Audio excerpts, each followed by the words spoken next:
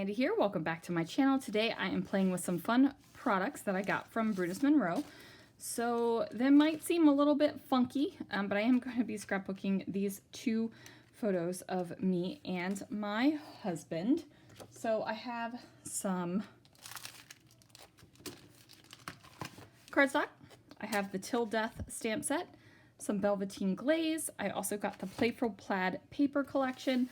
I have Salutations #1, which is a Echo Park sticker sheet that I got from Brutus Monroe, some jumbo media tags, and the Sequin Builder stencil. So let's see what I can do.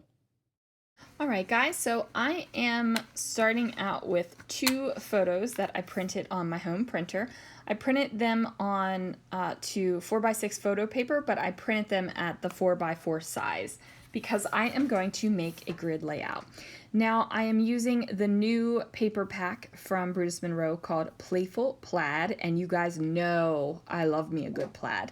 Like, plaids are the way to my soul, I feel like. I am just a fan, big fan of the plaid. So I am going to cut them down into squares so that I can overlap them. Now that might seem a little bit weird that I am putting plaid on top of plaid, but like I said, I like it. So as long as you like it, then that is what matters, right? So you have to make your decision and decide what kind of things you like and what kind of things you don't like. So if you love a good plaid, then put plaid on top of plaid. If the idea of that much pattern makes you shudder, then you're not going to want to do that. You're going to want to maybe use one plaid and one plain piece of paper. But like I said, I'm a plaid fan, so this paper pack is right up my alley, like right up my alley, you guys. So I am using a variety of colors, and I am just making sure that I am getting these square cuts so nicely. So basically what I am thinking of doing at this point is I'm going to have two photos. I'm going to have a decorative panel, and then I will have a title panel. So I'm thinking my photos are going to be diagonal from each other, and then my decorative panel and my title panel will be across from each other as well. That's what my original thought was. Some of the things change a little bit, and that's okay. So I'm going to overlap these plaid pieces, and the two photos have the same background plaid piece, and then the two just plaid papers have the same background plaid piece as well. So now we're getting into the fun stuff. Cutting paper, that's fun too, guys. Like, paper is fun, but actually playing with this kind of stuff, this is the fun stuff. So I'm using a variety of Velveteen Glazes, and I'm just using a palette knife to spread them directly on my page. Now I am doing this in a very thin amount. My mixed media is thin for the sole reason I want it to dry quickly. If I want it big, thick color, you could either put this on thick and you would have to wait for it to dry longer, or you could build up a couple thin layers to get the deeper color. But like I said, I want my mixed media to dry quickly because I am rocking and rolling right now with my scrapbooking. I am just putting out page after page and loving it. So I don't have time for that, right? I just don't have time for it. So I am kind of mixing the colors a little bit together. They are melding and merging together ever so slightly where I have the colors overlapping next to each other. I did purposefully go from kind of like the orangey on one side to the bluey on the other. I did not want it to be striped. I wanted it to kind of feel like it was a natural progression, even though it's not truly a natural progression because these are not colors that I feel like would naturally progress to each other. But you know what? It is what it is, and I love how it turns out. So that is what matters, right? Right. You have to love your stuff. So I do add a little bit more just so I can get these colors to kind of go into each other a little bit better. I was very stripy with the first two colors, and then once I started going over to the second and third color, I felt like it was melding a little bit better, so I needed to make that happen over to the left. So I am going to take this mixed media tag and I am going to go ahead and stamp on it. So it is a thicker kind of substrate material. It's not just like a straight piece of cardstock. And I decided that I needed to bring in the color from the background to the foreground a little bit more. So I'm using my Velveteen Glaze over top of this this piece of tag, basically, and I'm putting it on super thin just because I want the color to be there. I just want the color of the Velveteen Glaze. So I put it on super thin, and then I am going to heat gun this bad boy just to dry it even quicker because it is, you know, it's not completely dry. It's a little bit wet. And I just need it to dry enough that I can work with it. So a lot of the times when I am working with mixed media, I don't let it completely dry. It's just dry enough so that I can work with it and I can play with it and I can just make the things happen. So now I'm going to pull out this super cute couple. It's kind of like this zombie bride and this Frankenstein-esque dude. And, you know, they've just been together forever. And I thought that it was totally appropriate for the photo of my husband and I up at the top.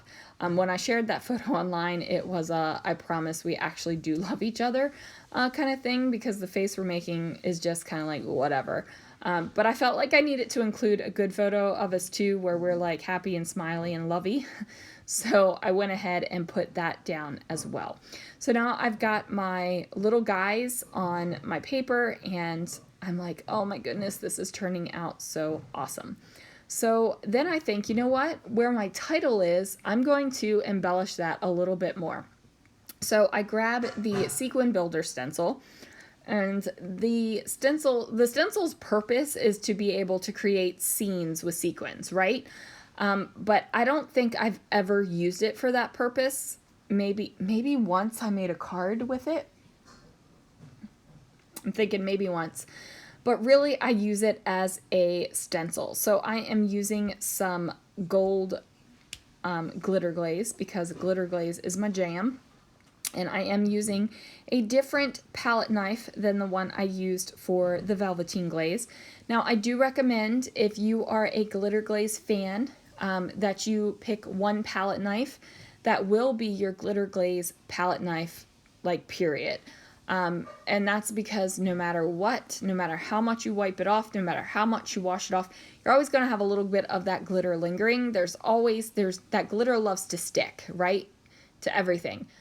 Many times I'm in my craft room in here making things and I haven't even played with glitter and I come out and glitter is on me just because it's there, right? Or maybe you're not a slob like me, but glitter gets everywhere in my room. So I recommend using one knife for that. So I'm not even really going to wait for this to dry because I'm going to put my pieces of paper right down on top of it. And then I'm just going to figure out where I want each one of these blocks to go for my grid layout. Now, I did make the decision to keep this blue square over on the orangey side.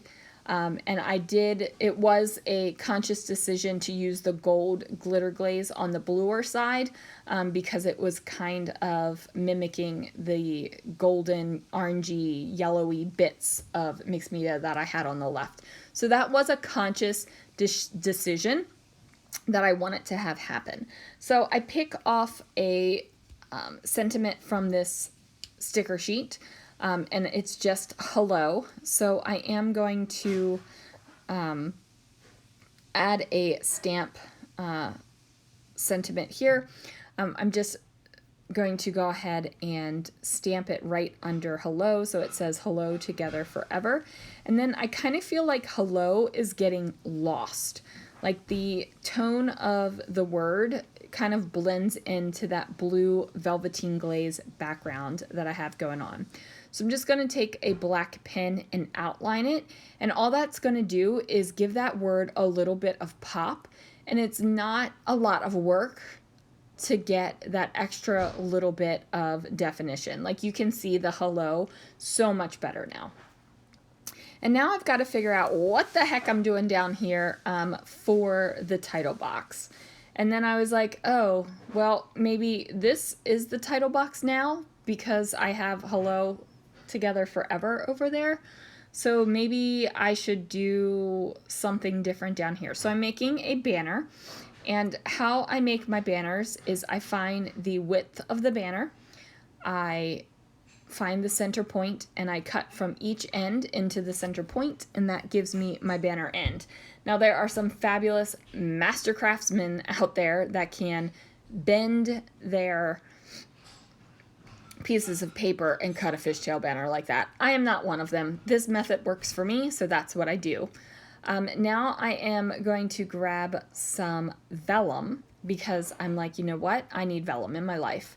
So I'm going to grab some vellum, and it's going to be adhered underneath where this little sticker that says heck yeah. And I thought that this was completely appropriate for these photos, and the I just tapped my iPad with my pen. I can't believe I just did that. So that's what that was. I just tapped my iPad. My pen ran out of ink, so I had to throw it away and grab a new one. But now I am just wrapping up the journaling, and of course I'm writing epic, lovely words about my husband, because he is fantastic. If you've never met him, you are missing out in your life. Seriously, the man is amazing. So now I'm going to wrap up getting that journaling on there.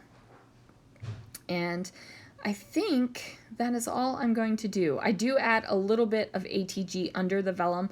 You can see it very slightly, but not enough for me to like stress out about it. Anyway, there it is, you guys. Thank you so much for watching. And I hope you got some kind of new ideas on how to use a stamp set. Did you even know you could stamp it on top of Velveteen Glaze? Thank you so much for watching, and I will see you again real soon for another video.